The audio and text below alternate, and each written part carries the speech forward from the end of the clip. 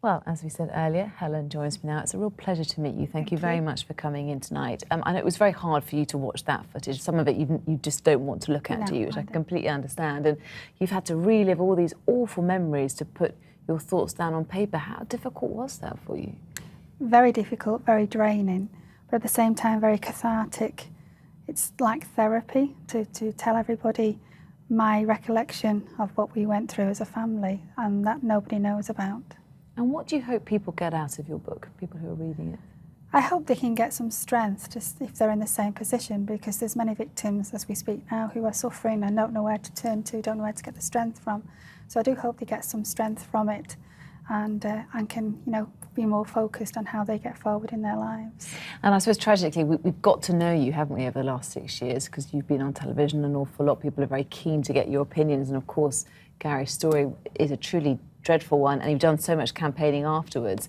Is there more to tell of Gary's story? Will people learn new things when reading this book? I think the book, the title, It Could Happen to You, says it all really. And what I do in my work is I always reflect when people speak about policy or other things in lives, is that you must always remember that it could happen to you, and that's why it's very poignant, the story, for everybody to read. And you go into huge amounts of detail, as you can imagine, the trial, which must have been horrific for you and your 3 girls.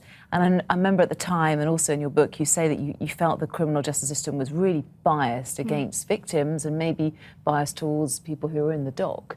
Has that changed at all? Do you still think that? Because I know you do a lot of work now, don't you, for victims of crimes? I do, and it's a system that is very clinical, very cold.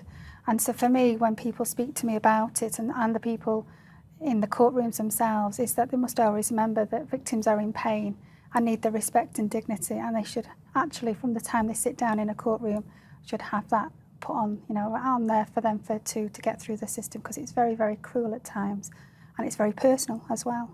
I'm sure with your support it certainly helps. I mean, you describe yourself as a northern lass, taking on the establishment, but are you not now part of the establishment? We saw you there with your beautiful robes on of the House of Lords. You've got David Cameron on speed dial. Are you still that northern lass? Yes, I've not changed who I am. That's why in the book it's also about my northern roots. And they call me the ordinary person. So when they call me the ordinary person, I always say, so who are you? And I'm very honoured to be in there. And I did feel like, as I say in the book, Hilda Ogden and everything else. But, the House of Lords is the most respectful place I've ever been in. And I learn something new every day. So I'm very honoured and very humbled to be a colleague in the House of Lords. And I'm sure they're honoured to have you too, because you bring a huge amount of experience and you can tell them what you think needs to change. So what do you think you can do to help our communities in this country?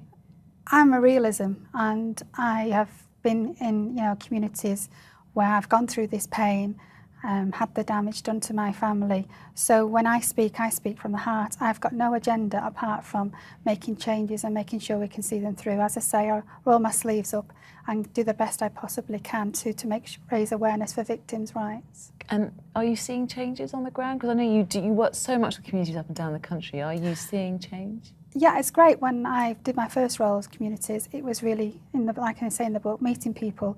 There's nothing more irritating though, I could say that everything's wonderful in the garden when it's not, because I don't live there. But by being able in this position to speak to people, as I also say in the book, and understanding their problems, and they're being listened to, they get solace from that. And hopefully as we go along, I've only been doing this for 3 years, I've done my probation as I say, and hopefully we can make changes and see them. Very small is important, because we don't want to do a knee-jerk reaction, because it doesn't resolve the issues. And I'm sure you've thought about this yourself, but what do you think Gary would think if he could see you now and everything that you've achieved for the last 6 years? I get asked this quite a lot, and hopefully he's very proud of what I do. But I always said in my statement that he would never be a statistic. Gary Newlove was a human being, and he should be respected for who he was, a great father and a loving man, and he'll never be forgotten as far as I keep fighting for good causes. Well, Helen, thank you very much for coming on. It's a real pleasure to meet you tonight, and the Thank best you very of luck much. for the future.